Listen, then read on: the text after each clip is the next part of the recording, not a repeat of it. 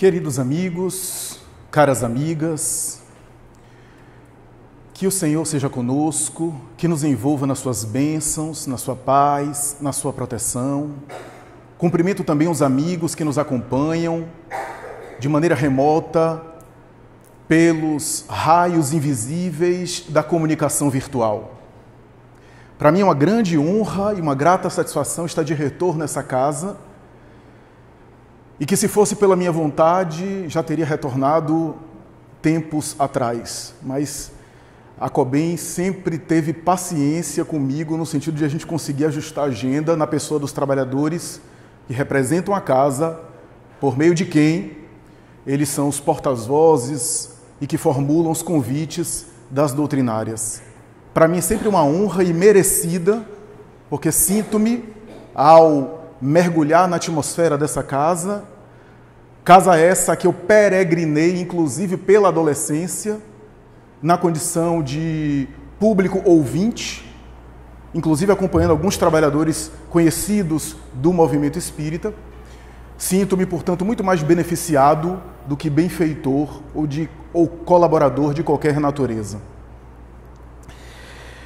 Allan Kardec, em O Evangelho segundo o Espiritismo, escreveu uma pérola, dentre as muitas pérolas que ele escreveu, que é um dos elementos máximos dos quais a gente não deve ignorar, esquecer, e que a tradição cristã um dia irá reconhecer de maneira absoluta. Ele disse que com a doutrina espírita, através dos ensinamentos do mundo espiritual, nós possuímos uma chave sem a qual determinadas passagens do Evangelho ficariam sem compreensão. E repetidas vezes, ele volta a essa questão da chave que o Espiritismo oferece.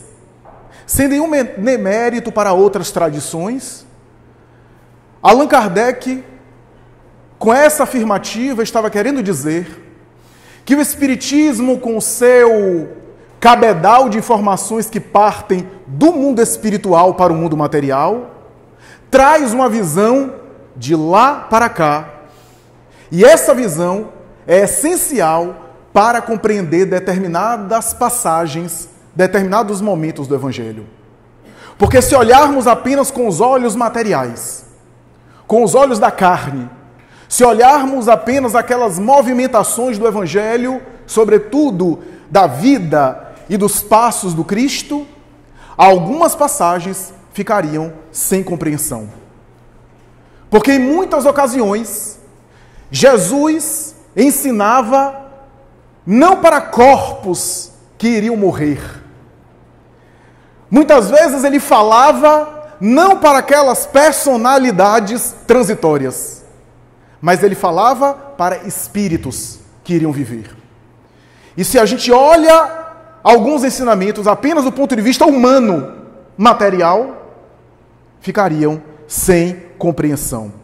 É por essa razão que com a doutrina espírita a gente compreende que quando Jesus mergulha na carne, e esse é um patrimônio, uma informação que veio do Espiritismo, nós sabemos que ao mergulhar nos fluidos densos do planeta, vieram também à Terra colaboradores da sua proposta.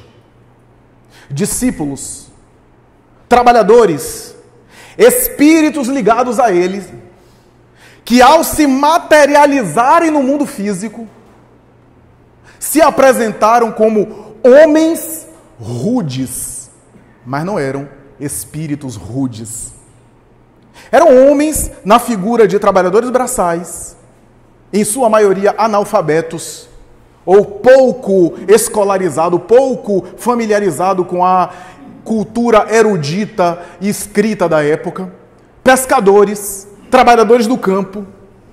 Essas eram as personagens, mas não eram espíritos atrasados. Eram espíritos ligados a ele antes do berço. Razão pela qual, quando ele os abordou, venha comigo, vem, segue-me, e deu as costas. causou neles um impacto de tal forma que talvez ele se perguntasse: de onde? De onde eu conheço essa pessoa? Era uma vinculação, um comprometimento antes do berço. Colaboradores da sua passagem, da sua mensagem, da sua tarefa na terra. Mas o que é de se estranhar, a princípio, sem a chave que o Espiritismo dá, é que esses colaboradores que ficaram em volta de Jesus, todos eles apresentaram deficiências, limitações, fragilidades humanas. Por quê? Sabemos pela informação mediúnica dos benfeitores espirituais, desde Leon Denis até Emmanuel em A Caminho da Luz, que Jesus está na condição de espírito puro. Isto é, na condição de espírito perfeito, a perfeição relativa que a criatura pode alcançar, porque perfeição absoluta só o Criador. Mas cessando os processos humanos, não necessitando mais reencarnar, ele é um dos Cristos do universo. Isto é, um daqueles espíritos que estão no mais alto grau de pureza, de tal forma que compreendem Deus, se relaciona diretamente com a divindade e executa diretamente as ordens da divindade. Itens número 100 e seguintes de O Livro dos Espíritos, escala espírita, quando Allan Kardec fala sobre os espíritos puros. Estando nessa condição, a pergunta que vem é: por quê? Ele não, ao encarnar, trouxe com ele outros Cristos, outros espíritos puros como ele, para colaborarem com a sua tarefa. Porque ele não se cercou de espíritos da mesma altura espiritual, ou pelo menos ministros direto dele, espíritos de alta elevação, porque o próprio Emmanuel vai dizer que alguns desses reencarnaram em outras épocas. Por exemplo, Sócrates era ministro direto dele. Buda, idem. Porque esses espíritos mais amadurecidos e iluminados não reencarnaram com ele para colaborarem de maneira eficiente. Ele próprio assim o disse, quando se referindo a João Batista, que era uma espécie de representante de todos eles, porque João veio um pouco antes dos apóstolos, era o precursor. Ele se referiu a João no Evangelho de Mateus dizendo que dos nascidos de mulher, João, representando essa equipe espiritual, era o maior de todos. Mas no reino dos céus era o menor. Ou seja, que aqueles colaboradores eram os mais capazes de compreendê-lo, simbolizado na figura de João Batista, a partir de João Batista. Mas que no reino dos céus, isto é, das alturas de onde ele veio, eles seriam menores. Seriam colaboradores humanos, colaboradores ainda ligados às questões humanas, vinculados ainda às fragilidades humanas. Mas por que? A pergunta retorna à nossa mente. Por um motivo muito simples. Porque o Evangelho é uma proposta de redenção. Porque o ensino do Evangelho não é de anjos com valores muito altos, valores muito acima de nós, com virtudes e capacidades potenciais distantes do nosso, porque se assim fosse, nós não iríamos nos identificar com o Evangelho. Ficaria distante demais. Ficaria acima, muito acima de nós. Ficaria impossível de alcançar para muitos de nós. O Evangelho não é uma lição de anjos ensinando o que é angelitude. Não. O Evangelho é um conjunto de experiências humanas de esforço e de luta para se superar, para caminhar para a redenção, para a superação de si mesmo. Por isso, quando nós olhamos para os apóstolos, quando nós observamos os discípulos, especialmente os discípulos diretos dele, vemos ali um arquétipo de toda a humanidade. Vemos naqueles 12 discípulos especialmente uma síntese de tudo aquilo que a humanidade pode vivenciar. O resumo das fraquezas, das fragilidades e das virtudes humanas. O resumo dos potenciais e das fragilidades humanas ali reunidos. É a humanidade miniaturizada ali. Porque se você for examinar os apóstolos, você vai encontrar todo tipo de fraqueza que nós podemos ter ali, para gerar uma identificação. Jesus no meio deles, ensinando-os, orientando-os e equipando eles para que no futuro, quando ele já não estivesse na terra, esses discípulos seriam os multiplicadores da sua mensagem. Joana de Ângeles chega a dizer, não era um chamado para apenas uma renovação na antiga Palestina de há 2000 anos ou em Cafarnaum. Era um chamado para que aqueles espíritos colaborassem com ele ao longo dos séculos. Não era só naquela experiência material. A chave que o Espiritismo dá. A compreensão que o Espiritismo dá. De todos, Jesus escolhe o líder do grupo, alguém mais maduro comparado com o restante, alguém com idade mais avançada comparada com o restante, que é Simão Barjonas, ou Cefas, conhecido como o apóstolo Pedro, Simão Pedro. E de todos, ele é que sintetiza um grande número de características gerais. Parece reunir nele características bem humanas nossas, seja os potenciais humanos que nós temos, seja as fragilidades. Escolhe alguém que tinha lutas domésticas, que enfrentava um trabalho braçal. As más línguas diziam que Jesus dava uma atenção específica para ele, porque ele morava com a sogra, mas acho que isso é maledicência de nora. A verdade é que Simão Pedro, incompreensivelmente na gestão de pessoas organizada por Jesus, foi eleito o líder do grupo. E simboliza bastante essa ambivalência humana, que é tão estudada pela psicologia. Que os teóricos, desde Freud na psicanálise e os seus discípulos depois, constataram tantas vezes e de maneira tão brilhante a nossa ambivalência, a nossa capacidade de oscilar, a nossa instabilidade emocional, que varia como uma folha ao sabor do vento. Essa oscilação que nós temos, desejamos uma coisa agora e amanhã já desejamos outra. Colocamos algo como meta da nossa vida em alguns minutos e depois já desistimos e trocamos por outra coisa, como uma criança que troca de brinquedo a cada hora. Essa ambivalência que ora queremos uma coisa e desejamos outra. E ora, essas mesmas coisas se invertem. A ambivalência estudada pela psicanálise, onde a gente conscientemente quer algo, mas inconscientemente deseja outra coisa. Que a psicanálise teorizou bastante nos conceitos do inconsciente. Não nos conhecemos. E ao não nos conhecermos, o nosso lado desconhecido de nós nos prega peça o tempo todo.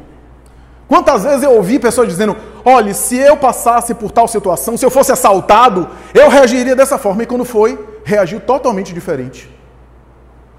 Porque muitas vezes não conhece as suas reações emocionais. Não parou para estudar, para refletir, para analisar como é que eu funciono.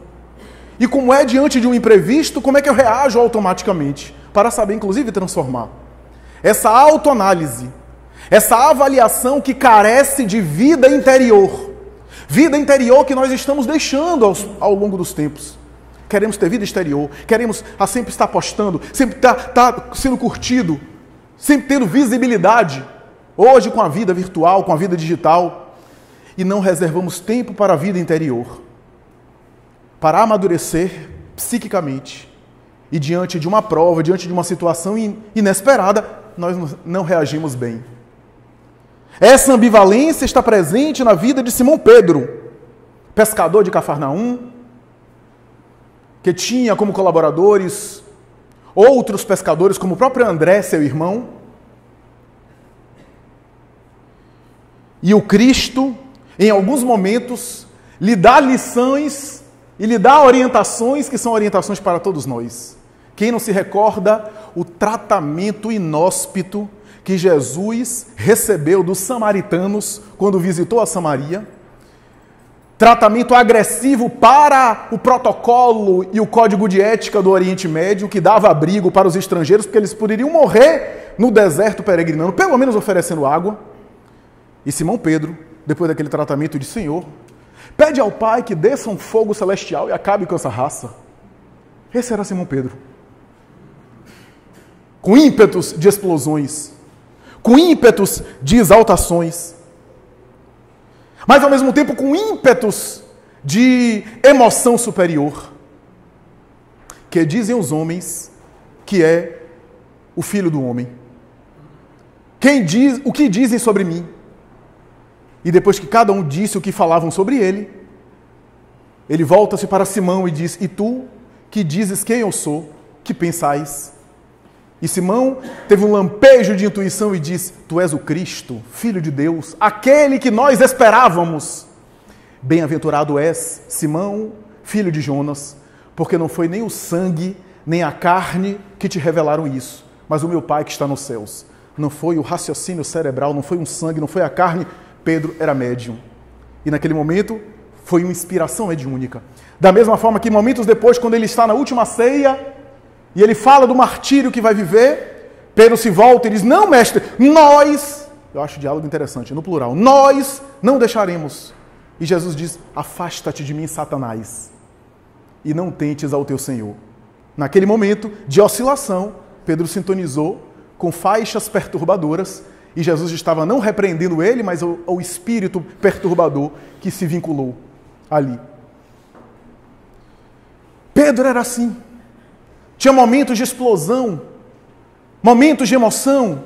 No Monte Tabor, quando, ao lado de João, Tiago, ele também era um dos discípulos mais próximos, que acompanhou Jesus, e ali aparecem as duas figuras mais importantes da cultura judaica, Elias e Moisés. Jesus conversa com ambos, se transfigura, um momento especial do Evangelho, e Pedro fica tão emocionado que diz: Senhor, deveríamos colocar tendas aqui, e ficarmos aqui orando, meditando e lembrando desse momento. E Jesus disse: Não, Simão, é necessário descer aos homens. Mensagem simbólica e metafórica, não apenas descer do monte, mas descer da altitude espiritual para ajudar os homens, os seres humanos. Pedro é esse símbolo que oscila, que quando vê Jesus andando nas águas, confia de maneira tão integral que também se atira nas águas e não consegue se equilibrar, sendo ajudado pelo Mestre, que recomenda-lhe que ele tivesse mais fé naquele fenômeno paranormal, estudado inclusive pelo Espiritismo. É esse coração sincero, devotado, dado a roubos emocionais, mas também que em alguns momentos ignorava ou desconhecia as próprias fragilidades. Aliás, Jesus tentou avisar ele.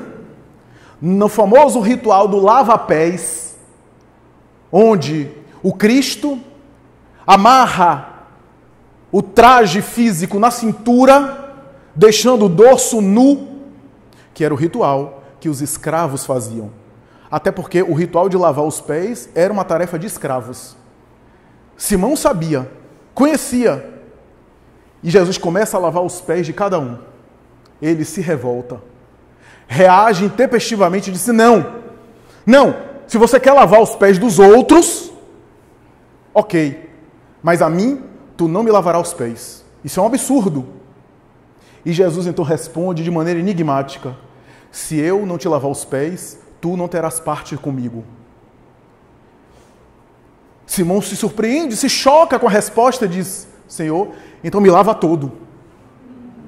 É bem a humanidade, é bem os nossos extremos. E Jesus responde: Não, Simão, basta os pés. Que, aliás, era o símbolo. Talvez ali havia uma metáfora. Os pés são a base do corpo, é que segura o corpo. Jesus sutilmente estava dizendo que se a base estiver boa, o resto se mantém estruturado. E a base seria a humildade. Era uma lição de humildade. Humildade, palavra que vem de humus, terra. A humildade não é a virtude mais importante, mas é a mais necessária. sem a qual você não consegue nenhuma outra. Porque sem humildade O problema da humildade, ou melhor, da falta de humildade, não é você conseguir perceber que você é bom em muitas coisas. Não, eu faço bem isso. Eu reconheço que eu faço bem isso, que eu sou bom naquilo. É claro que você precisa reconhecer. Humildade não é isso. Humildade não é você fingir que você não sabe uma coisa que você sabe. Isso daí é um pouco de fingimento. Você já imaginou, você está precisando fazer uma cirurgia no cérebro, uma cirurgia delicada. Você vai no médico, um neurologista, e diz, doutor, e aí, você é capaz de cuidar do meu problema? E o médico vai dizer, quem sou eu? Quem sabe? Eu sou muito humilde. Você vai? Você faz cirurgia com ele? Humildade não é isso. Humildade não é negar aquilo que você faz bem. Humildade é saber que você sempre pode aprender mais. Um pianista pode chegar aqui, ele vai tocar porque ele treina, ele toca bem. Mas se ele não tiver humildade, ele vai dizer, já sei de tudo. Aí que está o perigo. Porque quando eu sei de tudo agora. Daqui a alguns anos, eu já estou ultrapassado. Porque tudo avança. O conhecimento avança, as coisas avançam. E aquilo que eu sei demais agora, lá na frente eu já estou obsoleto. Eu já estou ultrapassado. Porque a falta de humildade me impede de aprender mais, de crescer, de achar que eu já basto. Esse é o problema. É a base. Por quê? Porque sem a humildade você não conquista nenhuma outra virtude. Porque você já se acha o máximo. Já acha que sabe tudo. Então você se fecha ao aprimoramento, ao desenvolvimento, à excelência da humildade. A lição do lava-pés. Jesus se tornando escravo, servo de todos, lavando os pés. No fundo, Pedro não estava percebendo, ele não percebia, que ele se sentia maior do que os outros apóstolos. A fraqueza que ele negava, e eu usei a palavra negar aqui de propósito, a negação dele, era esse sentimento de superioridade. Pode lavar os pés dos outros, mas eu não. E ele repete isso em outras passagens do Evangelho. No fundo, ele se achava melhor, mais importante. Senhor, eu daria a vida para você. Daria a vida por você. E era sincero mesmo. E Jesus diz, e antes que o galo cante, tu me negarás 3 vezes. A negação de Pedro é um processo muito complexo. É um processo que envolve um aspecto psicológico dos mais delicados e mais complexos. Porque a negação de Pedro tinha a ver com uma negação dele mesmo. De algo dele que ele não percebia, não compreendia. E que passou a rasteira nele. E ele só percebeu lá mais adiante. Jesus havia avisado em alguns momentos. Aliás, a própria tu me negarás 3 vezes antes que o galo cante. Na cultura, o canto do galo,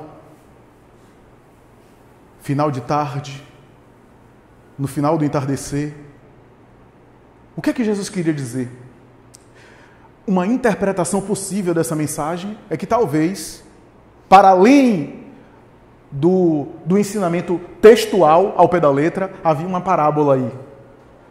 Antes que o galo cante, antes do entardecer, antes do amadurecimento da sua consciência, antes do entardecer da sua consciência, tu me negarás 3 vezes. Ele ficou ofendido quando Jesus falou isso. Ficou ofendido. Eu? Logo eu? Não, os outros? Ok, mas eu? Não, Senhor, eu dou a minha vida por você. Não conhecia ainda a si mesmo. E Jesus pontuou em alguns momentos. No último capítulo do Evangelho de João, Jesus tem uma frase enigmática para Pedro. Simão, tu te vestes, tu andas, tu te locomoves, vai onde queiras. Crê, Simão, um dia eu te levarei para onde tu não queiras ir. Simão ficou pensando que talvez na idade avançada não ia ter condição de se locomover pela idade avançada, e aí os colaboradores, os discípulos, os cristãos mais novos iam carregar ele para lá e para cá. Mas Jesus estava falando de outro processo. Talvez o que ele dissesse é que evolução espiritual, desenvolvimento espiritual, no fundo, é a gente ser levado para onde a gente não quer ir. Para onde o nosso ego não quer ir. A gente acaba sendo levado para onde a gente não deseja ir. A negação de Pedro, portanto, tem aspectos muito sofisticados e muito delicados. Ao negar e ignorar esse sentimento de superioridade em relação aos outros, ele projetava também as suas fraquezas nos outros. Os outros eram que eram medrosos. Várias passagens do Evangelho, ele atribui aos outros discípulos fraquezas, medo, falta de coragem. Inclusive no momento final, quando ele decepa a orelha do soldado, ele era corajoso. Ele ignorava que estava projetando muitas coisas suas nos outros, como nós fazemos também. Esse é um mecanismo conhecido das ciências do comportamento. Inevitavelmente, quando nós vemos alguém de tal forma perseguindo os outros, como diz Carl Gustav Jung, aquilo que te incomoda muito no outro é uma ótima oportunidade para você conhecer a si mesmo. Se o outro está te incomodando demais, está lhe tirando do sério, tem alguma coisa aí em você que precisa ser olhada. Como diz um amigo meu terapeuta, bateu, doeu, leva que é teu.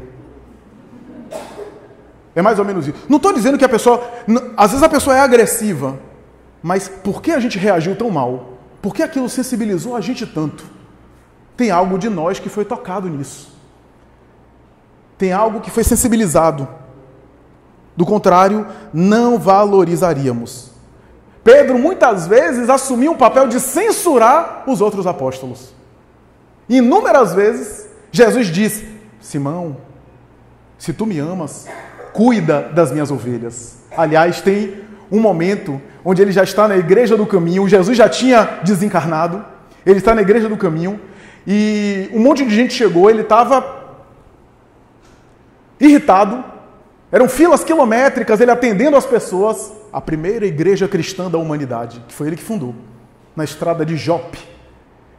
Só que naquele dia ele já estava irritado, e quando chegavam os necessitados falando alguma coisa, ele disse: também você vive se embriagando por aqui, todo mundo conhece sua vida aqui insensata, e você que vive na desonestidade, agora está precisando de ajuda? E ele ia apontando os defeitos de todo mundo. Era o velho Simão ainda ali. E aí, depois daquele dia, no final da tarde, ele fechou as portas, sentou, e aí alguém bate na porta, ele respondeu, retrucando, dizendo: já fechamos, não atendemos mais. Só que o sujeito do outro lado era impertinente, insistente. Bateu mais uma vez e abriu a porta e entrou. Ele disse: eu já não disse ao Senhor que nós fechamos. E quando a porta se abriu e a claridade do sol penetrou o ambiente, iluminou o semblante daquele indivíduo, e Simão percebeu que era o Cristo, em espírito. Se aproximou, olhou apenas para Simão e disse: Pedro, eu apenas pedi para que cuide das minhas ovelhas. Ele entrou em um choro convulsivo, baixou a cabeça, começou a chorar. Quando levantou, Jesus já não estava mais lá. Ele então se levantou e voltou a trabalhar.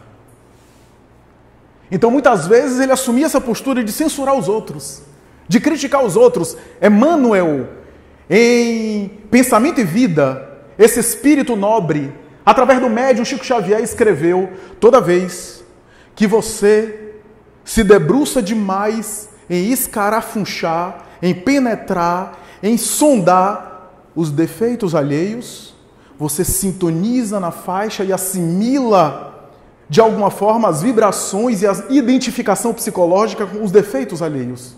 Por isso, continua o benfeitor espiritual, por isso, não raro, aqueles que censuram demais os defeitos dos outros acabam caindo nos mesmos erros que condenam.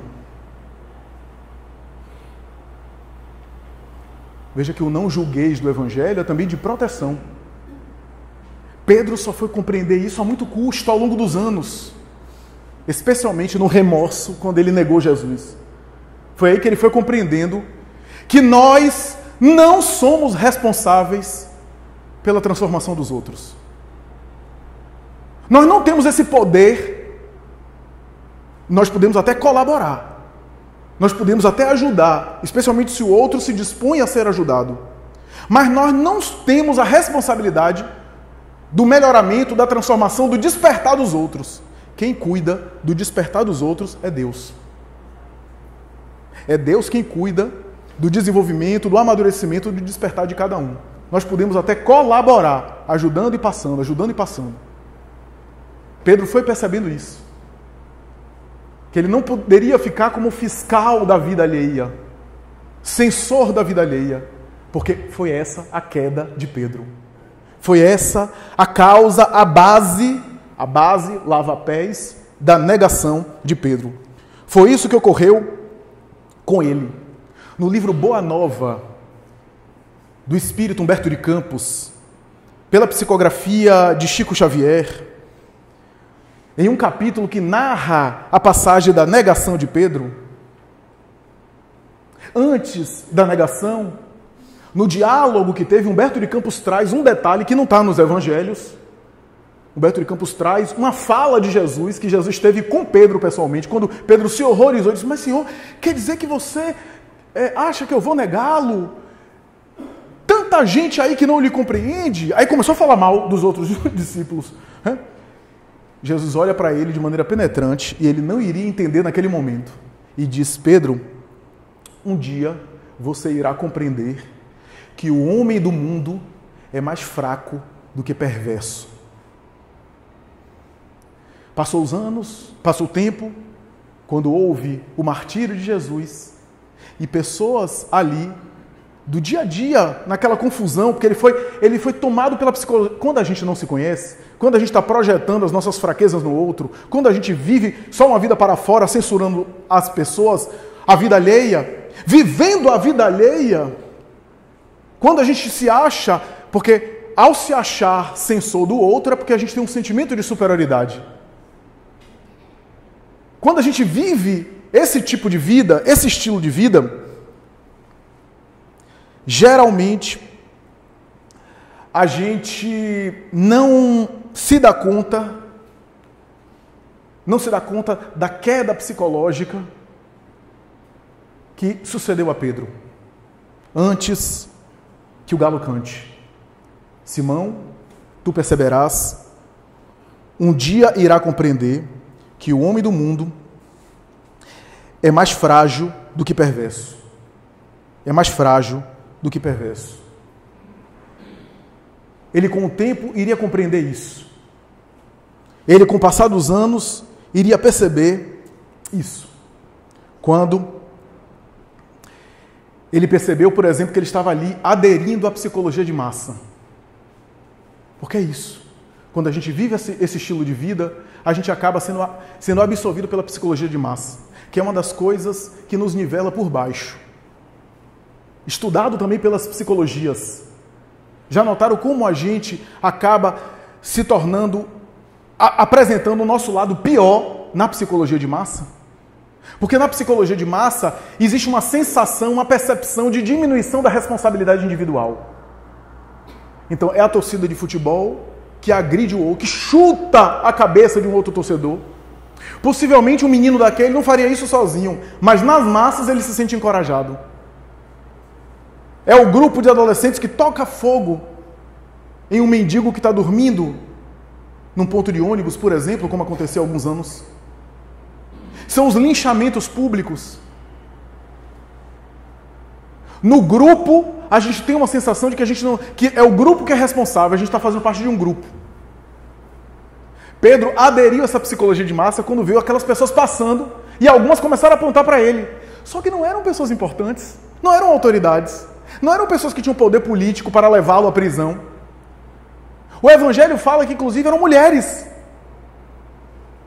que na época não tinha posição de poder, que abordou ele. Não é você, um discípulo do carpinteiro, que é esse que está sendo aí crucificado? Ele, não sou eu, não tenho nada com ele. E conta Humberto de Campos que na terceira vez Jesus passava e olhou profundamente para ele. E ele teve a queda mais importante que alguém pode ter, que é a queda psicológica. Que o Evangelho de Mateus diz, caindo em si. E caindo em si, se deu conta do erro que houvera praticado. Ele que dizia que daria a vida pelo amigo. Naquele momento, ele chorou amargamente e teve que lidar com o remorso para não enlouquecer, vendo o amigo, inclusive, sendo trucidado. E só aí é que ele foi fundo nas suas fraquezas. Se renovou. Renovação que foi ao longo dos anos. Fundou a Casa do Caminho. E se desdobrou trabalhando no bem. 40 anos de dedicação ao bem na Casa do Caminho. E mergulhou tanto nas suas fragilidades que se tornou uma referência para todos que ali passavam. Na obra Paulo Estevão, escrita pelo mesmo Espírito Emmanuel, houve um momento que houve uma tensão na igreja cristã primitiva. De um lado, Tiago, filho de Alfeu, chamado Tiago Menor, que estava ainda apegado bastante a alguns rituais do judaísmo, acreditava, por exemplo, que o evangelho de Jesus deveria ser divulgado só para os judeus circuncidados, e do outro lado, o jovem apóstolo Paulo, no início da sua missão, dizendo que não, que o evangelho deveria ser pregado não apenas para os judeus, menos ainda para os judeus só circuncidados, mas para todos os judeus, mas mais ainda para todas as gentes, para outros povos, porque a proposta de Jesus é universal. E houve uma discussão na igreja cristã primitiva a ponto de dividir a igreja, quase rompendo com a igreja. Emmanuel narra que Simão Pedro ficou no meio dos dois. Todos os olhares se voltaram para ele, porque ele era a referência maior, era o exemplo de dedicação. Se ele defendesse Paulo, romperia com Tiago e os discípulos de Tiago. Se ele defendesse Tiago, os discípulos de Paulo e Paulo romperiam com ele. Paulo, como era um temperamento muito forte, muito enérgico, foi o próprio Paulo que diz assim: eu quero que Simão se manifeste. Pedro tem que se manifestar porque é a palavra dele e ele está se omitindo. Porque Paulo era assim, colocava todo mundo na berlinda. E aí houve aquele silêncio. Pedro começou a orar, pedindo inspiração. E pela sua visão mediúnica, pela sua visão psíquica, veio uma imagem, a imagem da cruz. E Emmanuel disse: perfeito equilíbrio, vertical, como um símbolo de ascensão para o céu, e horizontal, como símbolo de quem abraça todos, abraça a ambos. Ele começou a meditar. A cruz é um símbolo de equilíbrio. E ao mesmo tempo havia no seu ouvido da alma, algo que ele dizia: é necessário que agora você se crucifique. Ele então se levantou, tomou a palavra e disse: todo mundo sabe que eu fraquejei, neguei Jesus no momento mais difícil, tenho meus defeitos, meus equívocos. Ele sabia que Paulo estava mais certo, mas era delicado colocar isso e havia uma cisão. E ele disse: todos sabem da minha fraqueza, todos sabem dos meus defeitos. Eu gostaria que todos lembrassem de que nos momentos mais difíceis que Jesus precisou de mim, eu o abandonei. Ajoelhou-se diante dos dois e disse: quem sou eu? E antes de terminar a reunião, peço ao irmão Paulo que abra o evangelho e faça a leitura da noite. Todo mundo ficou assim, sem entender nada, aquela lição de humildade. E aquela confusão foi apaziguada pelo gesto de humildade dele. Mas não parou por aí. Mais tarde, quando ele está em Roma, seguindo Paulo, que estava pregando em Roma, ele decide sair de Roma, porque as perseguições começaram cruéis, inclusive lideradas por Domício Nero. E quando ele estava para sair de Roma, ele tem uma visão psíquica de Jesus, que vai até ele, lhe atravessa o corpo, ele volta-se para trás e diz: Senhor, onde vai? Ele diz: vou cuidar daqueles que estão morrendo por mim. E desaparece. Ele então entende a mensagem e fica em Roma.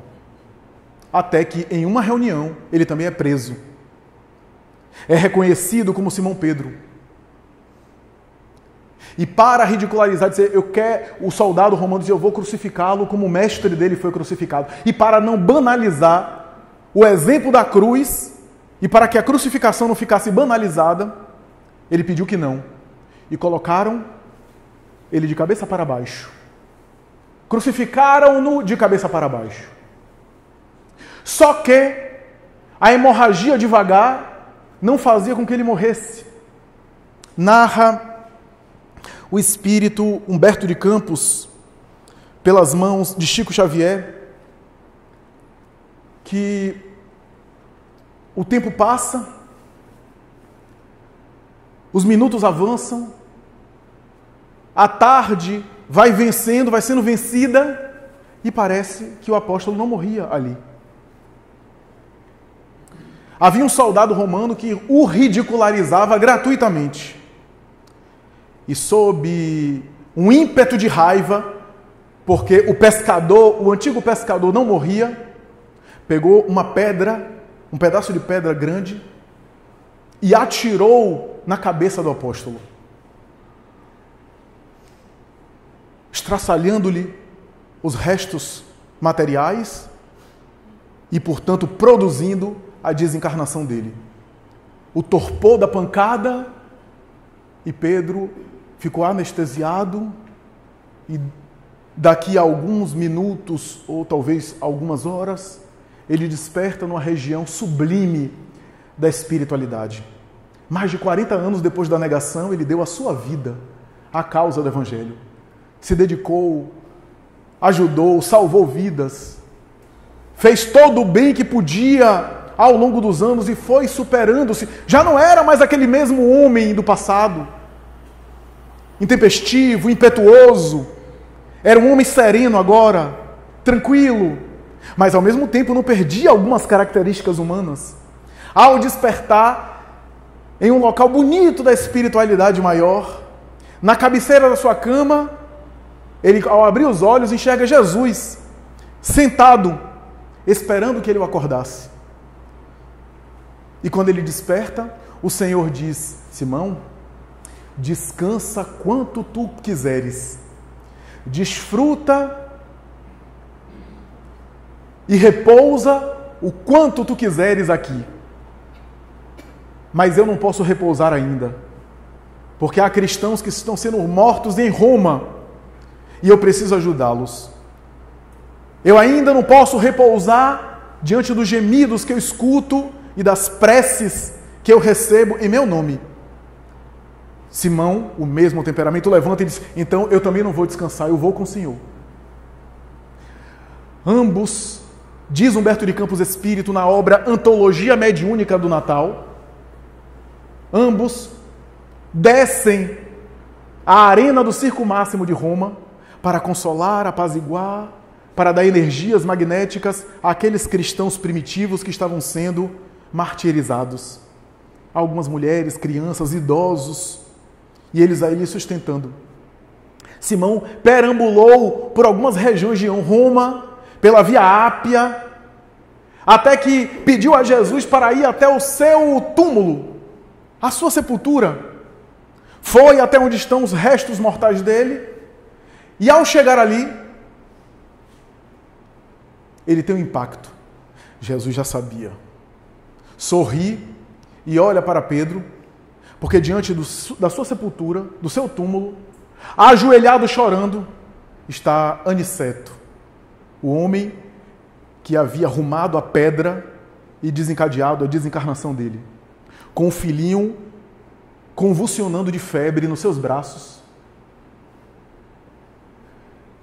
carcomido pelo remorso, e orando ali a Pedro, pedindo perdão a ele e pedindo, por amor a Deus, que curasse o seu filho da febre. Pedro tem um choque. Jesus olhou para ele, sorriu e balançou a cabeça. E ele ali percebe que no cristianismo nós sempre devolvemos o mal com o bem. Que a proposta do Evangelho é sempre devolver mal com o bem, porque o mal já está mal em si mesmo. Ninguém faz mal a ninguém, cada um faz mal a si próprio. O mal que me chega, se eu souber lidar com ele, pode se transformar num grande bem e numa alavanca de amadurecimento. O mal que me faz mal é o mal que eu pratico. Ele vê aquele que foi o seu algoz, que o atacou no momento final de maneira violenta, chorando copiosamente, com o filho no braço, arrependido e pedindo a Pedro, rogando a Pedro, do mundo material para o mundo espiritual, uma ajuda para o filhinho. E Jesus fica em silêncio. Pedro então se aproxima, distende os braços, começa a dar energias revigorantes e em alguns minutos o menino começa a ficar bom. Aniceto dá um grito e a partir dali aquele homem se converte ao cristianismo. Humberto de Campos, espírito, conclui a narrativa dizendo mais ou menos assim: aquele dia foi um divisor de águas para o romano que começou uma nova vida, mas para o apóstolo era mais um dia de serviço e de trabalho. Pedro, portanto, simboliza muito cada um de nós. Pedro é o exemplo do indivíduo que tem o direito de errar, mas que não tem o direito de ficar no erro para sempre. Todos nós podemos errar, todos nós podemos nos equivocar, mas temos o dever de reabilitarmos-nos. A experiência evolutiva é feita de quedas. Mas se a queda nos humaniza, o erro nos torna humanos, a correção do erro é que nos espiritualiza. A reabilitação do erro é que nos transcende. Ou seja, que faz a gente ir além do que a gente é. Que nos agiganta. Que nos torna pessoas melhores. Que importa o que o mundo diz? Que importa o que as pessoas falam? Que importa o que cada um emite? Cada um pensa com a sua própria cabeça. Conversava com um amigo meu ontem e eu dizia: você não quer ser criticado, não? É só você não fazer nada de bom e se esconder. Que aí você não vai ser percebido, vai passar uma vida sem utilidade e ninguém vai criticar você. Quando você fizer algo de bom, sem o desejo de se destacar, mas de alguma forma acaba aparecendo sempre para alguém, tornando-se visível para alguém, é claro que cada um reage de acordo com a sua visão de mundo. Cada um vê o outro de acordo com as suas paixões, projeta no outro de acordo com as suas limitações. É natural. E como a nossa condição ainda é uma condição de sombras, ainda é uma condição de conflitos, nós muitas vezes vemos sombra no outro. Porque só reconhecemos no outro aquilo que a gente reconhece em nós mesmos. A gente só identifica no próximo aquilo que a gente sabe de nós mesmos.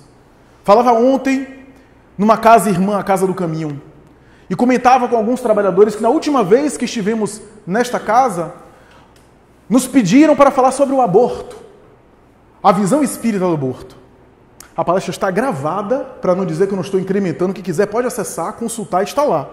Eu apenas reproduzi aquilo que está na obra da codificação. Nem dei a minha opinião pessoal. Eu recebi 45 mensagens, tanto no YouTube, nos comentários, quanto no meu Instagram pessoal. Não apaguei nenhuma e respondi todas. Você é um cretino. Você, como homem, não tem o direito de falar sobre aborto. Você não tem autoridade para falar sobre um drama das mulheres. Você é uma escória. E eu respondi: agradeço, muito obrigado pela sua mensagem, Deus abençoe você. Nós não partilhamos o mesmo ponto de vista, porque eu estou reproduzindo a questão tal do Livro dos Espíritos, e segundo a doutrina espírita, essa é a orientação que o mundo espiritual nos deu, mas agradeço e entendo que nós não temos o mesmo raciocínio. Respondi a todos. Deixei ali os comentários, todos. Isso não me abala de maneira nenhuma. Depois de um pouco calejado, fazendo palestra desde os 17 anos, tomando cada porrada aqui e acolá, são só opiniões. O importante não é o que os outros pensam, é o que você pensa de você. É como a gente se sente com a gente mesmo. E cada um, quando ataca, diz mais de si do que do outro. Se revela, se confessa. E eu confesso que até me surpreendi. Porque antes, mais imaturo, aquilo me afetava. Eu ficava, perdia a noite. E depois eu disse assim, isso é ego. Porque se um monte de gente fala bem de mim e uma pessoa fala mal, eu perco a noite por causa dessa pessoa. No fundo é um capricho pessoal, querendo ser querido por todo mundo. Nem o euro é. Então, é um pouco dessa ideia, dessa nossa vaidade, de querer que todos falem bem. Nós temos que dar o direito do outro não gostar de nós.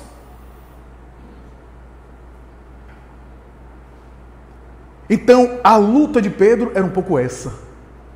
Era uma luta para superar esses incômodos, o valor pela aparência, aquilo que ele atribuía a si mesmo, aquela alma renovada, aquela alma vigorosa, dedicada, que foi vencendo a si mesma, que se permitiu errar, mas que teve o arrependimento sadio, porque tem um arrependimento que não é sadio. O arrependimento que não é sadio é o seguinte: eu erro, choro, me arrependo, peço desculpas e volto e continuo. Fico até me culpando e com a culpa eu retorno no erro. É o marido que violenta a mulher e daqui a pouco está violentando de novo, e daqui a pouco está batendo de novo. É o cara que bebe, chega em casa, explode com filhos e continua reincidindo. Esse é o arrependimento que se culpa, se pune para voltar a fazer e para se punir depois, porque tem um masoquismo de se punir e de se sabotar, causando estrago nas relações e a si mesmo. Tem um desejo inconsciente de se prejudicar. O arrependimento sadio é: me dei conta que errei, me dei conta que fiz uma bobagem, sofro por isso e digo para mim mesmo, não faço mais. Esse é o arrependimento que renova, que produz autoestima e que empurra o indivíduo para frente a ponto de ele olhar para si mesmo e gostar de si. Porque a reforma moral, a transformação moral que o Espiritismo recomenda, não é uma guerra. Tem muita gente entendendo errado, uma guerra, se torturando, se maltratando, se condenando, se criticando o tempo todo. E alguns dizem assim, não, é porque eu estou na reforma. Quando eu me reformar, aí eu vou encontrar paz. Enquanto isso é guerra. Eu tenho uma má notícia para quem pensa assim.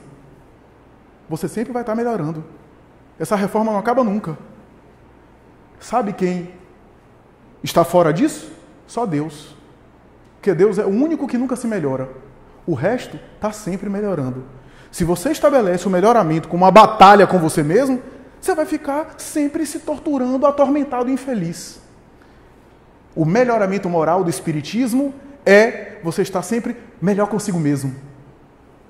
Corrigindo-se, aperfeiçoando, melhorando as suas virtudes e caminhando para frente. Por isso, meus amigos, a negação de Pedro é um símbolo psicológico de todos nós. É um chamado, um convite para dizer que todos nós já passamos pela fileira da queda. E Pedro é o símbolo, no fundo, Pedro é o símbolo de toda a humanidade. Muito obrigado, muita paz.